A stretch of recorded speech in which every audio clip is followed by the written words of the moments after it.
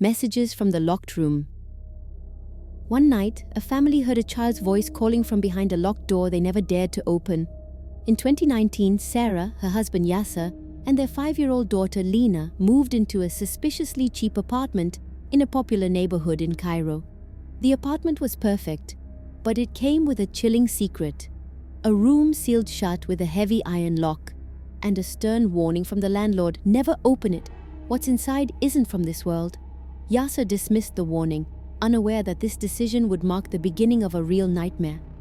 A week after moving in, Lena started acting strangely. She would sit in front of the locked door for hours, talking to herself and giggling. When Sarah asked, "Who are you talking to?" Lena replied innocently, "My new friend. He says he lives here and wants to play with me." Yasser laughed it off as a child's imagination, but Sarah felt an unsettling dread. The next night, Sarah woke up to a faint sound, like tapping on the walls. It was coming from the locked room. She got up quietly and followed the noise. But as she approached the door, it stopped abruptly. Pressing her ear against the door, she heard a faint whisper, as if someone was speaking in a strange language. Terrified, she stepped back and woke Yasser to tell him, but he brushed it off, saying, "It's probably just a dream, don't worry." The following day, Sarah found a drawing on the kitchen table, sketched in red crayon. It depicted a distorted face with large black eyes and a wide, creepy smile, and beneath it a single word written in childish handwriting: "Open." Lena didn't know how to write yet, so who wrote this?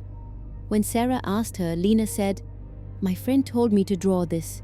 He says he wants to come out." That night, Yasser decided to put an end to the unease. He grabbed his tools and tried to break the lock. After some effort, the lock snapped with a loud crack and the door creaked open. Inside, the walls were covered in drawings similar to the one they found in the kitchen, and in the center stood an old, cracked mirror. But what sent a chill down Yasser's spine was the sound that began to emanate from the mirror. Heavy breathing and rapid whispers. Suddenly, the apartment's lights went out, and they heard Lena scream from her room. They rushed to her, only to find her standing in front of her own mirror, which hadn't been cracked before but now bore strange fissures.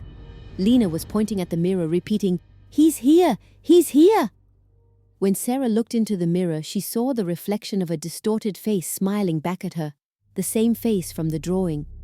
At that moment, the doors in the apartment began slamming open and shut violently, and the lights flickered rapidly. They fled the apartment in terror and never returned.